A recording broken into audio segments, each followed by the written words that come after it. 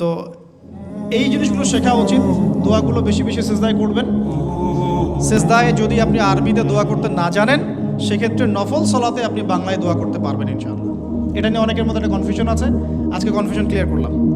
ফরজ নামাজে বাংলা ভাষা ইউজ করবেন না। নফল সলাতে আপনি সেজদায় যদি আরবি না জানেন, বাংলাতে মনের ভাষায় দোয়া করতে পারেন ইনশাআল্লাহ, কোনো সমস্যা। আল্লাহ কবুল করার মালিক। কবুলের মালিক কে? আল্লাহ পাক সব ভাষার মালিক। ভাষা সব সৃষ্টি করেছেন কে? আল্লাহ। আচ্ছা, একটু গুটিয়ে নিতে হবে আমাকে, বিকজ আমার ফ্লাইট আছে আজকে। তো আমি আরও যে পয়েন্টসগুলো নিয়েছি তার মধ্যে কয়টা বলেছি? 5টা। 6 নম্বর পয়েন্ট হচ্ছে মুজাহাদা। তিনি বলেছেন এই আয়াত থেকে, ওয়াল্লাযীনা জাহাদু ফীনা লানাহদিয়ান্নাহুম সুবুলানা। সূরা আনকাবুতের শেষের দিকে আছে, আল্লাহ পাক বলেছেন যারা আমার পথে প্রচেষ্টা চালায়, যারা আমার দ্বীনের পথে চেষ্টা করে, প্রচেষ্টা চালায়, আমি আল্লাহ তাদেরকে হেদায়েত দান করি। সুবহানাল্লাহ। আমি আল্লাহ তাদেরকে পথ দেখাই। একটু পরিবেশ বজায় রাখেন প্লিজ। ওয়াল্লাযীনা জাহাদু ফীনা লানাহদিয়ান্নাহুম সুবুলানা। যারা আমার জন্য, আমার দ্বীনের জন্য আমার পথে প্রচেষ্টা চালাবে, স্ট্রাইভ করবে, আমি আল্লাহ তাদেরকে পথ দেখাবো ইনশাআল্লাহ। আমি জিজ্ঞাসা করেছিলাম যে কিভাবে আপনার মতো হতে পারি, তো তিনি বললেন এক কথার এক ফাঁকে যে মুজাহাদা, মুজাহাদা, খুব বেশি প্রচেষ্টা।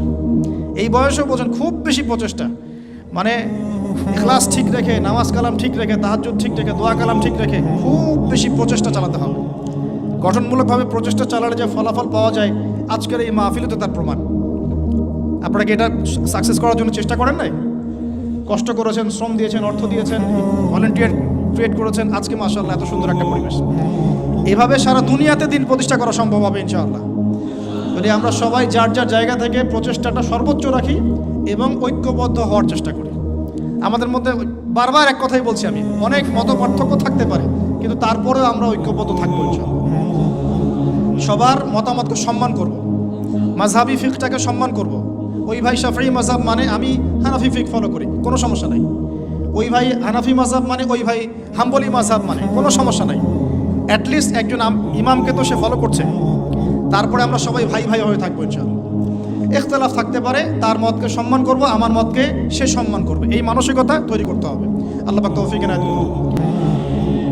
এরপরে মুজাহাদার কথা বলতে গিয়ে তিনি বলছেন, মুজাহাদার সময়, এই চেষ্টা প্রচেষ্টার সময় খুব করে আল্লাহর উপর তাওয়াক্কুল রাখতে হবে, আল্লাহর প্রতি পূর্ণ ভরসা রাখতে হবে। ইব্রাহিম আলাইহিস সালামের মতো, হাসবি আল্লাহু ওয়া নি'মাল ওয়াকিল, কোনো সমস্যা নেই, আল্লাহ আমার সাথে আছেন, তিনি আমাকে পথ দেখাবেন ইনশাআল্লাহ। মুসা আলাইহিস সালামের মতো, কাল্লা ইন্না রাব্বি মাইয়া সায়াহদিন। তার বাহিনী বলছে, মানে বনু ইসরাইল বলছে, পিছনে ফিরআউনের বাহিনী, সামনে লোহিত সাগর, ইন্না লামুদরাকুন, আমরা ধরা পড়ে গেলাম। আর মুসা আলাইহিস সালাম বলছেন কাল্লা, কখনো নয়। ওই রকম সিচুয়েশনে তিনি বলছেন কাল্লা, কখনো নয়, ইন্না রাব্বি মাইয়া সায়াহদিন, আমার রব আমার সাথে আছেন, তিনি আমাকে পথ দেখাবেন ইনশাআল্লাহ। সেম কথা বলেছেন আমাদের প্রিয় নবী হযরত মুহাম্মদ সাল্লাল্লাহু আলাইহি ওয়াসাল্লাম গারে সওরে।